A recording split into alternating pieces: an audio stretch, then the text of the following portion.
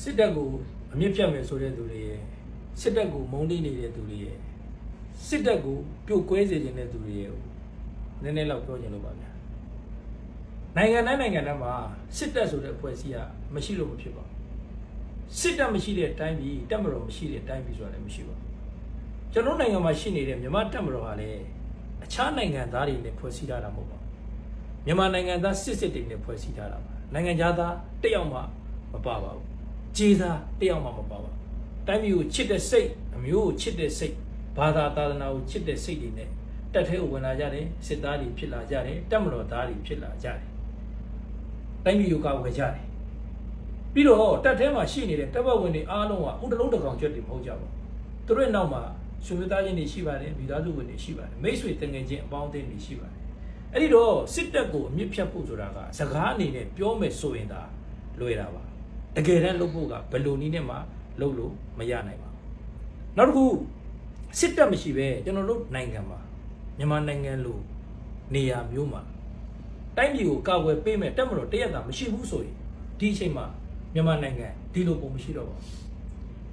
အဲ့ဒီတော့ဗျာစစ်တပ်ကိုအမြင့်ဖြတ်မဲ့အစားစစ်တပ်ကိုခမရတို့လိုချင်တဲ့ပုံစံမျိုးခမရတို့ဖြစ်စေချင်တဲ့ပုံစံမျိုးဖြစ်လာအောင်နိုင်ငံရေးနည်းနဲ့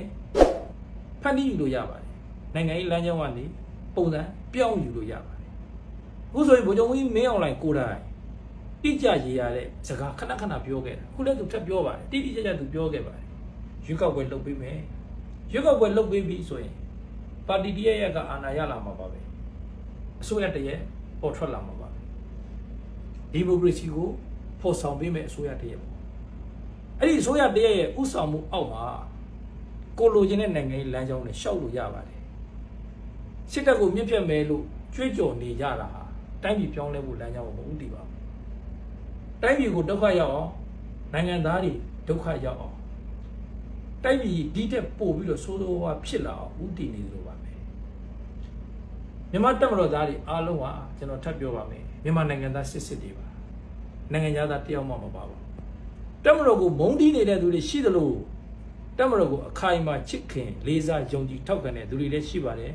တပ်မတော်သားမိသားစုဝင်တွေလည်းရှိပါတယ်ဗိုလ်ချုပ်နေဝင်းကိုမုန်းလို့ရပါတယ်ဗိုလ်ချုပ်ကြီးတန်းရွှေကိုမုန်းလို့ရပါတယ်ဗိုလ်ချုပ်ကြီးမင်းအောင်လှိုင်ကိုမုန်းလို့ရပါတယ်သို့တော့မြန်မာတပ်မတော်ကိုမုန်းလို့မရဘူးဗိုလ်ချုပ်နေဝင်းကလည်းမြန်မာတပ်မတော်မဟုတ်ပါဘူးဗိုလ်ချုပ်ကြီးတန်းရွှေကလည်းမြန်မာတပ်မတော်မဟုတ်ပါဘူးဗိုလ်ချုပ်ကြီးမင်းအောင်လှိုင်ကလည်းမြန်မာတပ်မတော်မဟုတ်ပါဘူးကာကွယ်ဦးစီးချုပ်တွေပြောင်းလဲသွားပါလိမ့်မယ်သို့တော့မြန်မာတပ်မတော်ရဲ့တည်ရှိမှုကတော့ပြောင်းလဲသွားမှာမဟုတ်ပါဘူးအဲ့ဒီအတွက်အစင်အမြဲတည်ရှိနေမဲ့မြန်မာတပ်မတော်ကိုတိုက်ခိုက်ဝေဖန်အပုတ်ချနေမဲ့အစားနိုင်ငံရေးစကားဝိုင်းတွေကတစ်ဆင့်နိုင်ငံရေးလမ်းကြောင်းကတစ်ဆင့်တပ်မတော်ကြီးကိုခင်ဗျားတို့တွေလိုချင်တဲ့ပုံစံမျိုးဖြစ်လာအောင်နိုင်ငံရေးကစားပွဲလှလှလေးတွေနဲ့သာကစားတတ်မယ်ဆိုရင်ကျွန်တော်တို့တိုင်းပြည်မှာဖြစ်နေတဲ့စစ်ပွဲတွေတနတ်တန်တွေထိကြိုက်တည်ကြည်မှုတွေလည်းနေပါတော့ပါလိမ့်မယ်စစ်တပ်ပေါ်တပ်မတော်ပေါ်တပ်မတော်သားတွေအပေါ်အမှန်တိုင်းမြင်နိုင်အောင်ကြိုးစားကြည့်ကြပါလို့ကျွန်တော်ကြံပေးချင်ပါတယ်ကျွန်တော်မဲဟုတ်ဆိုပါတယ်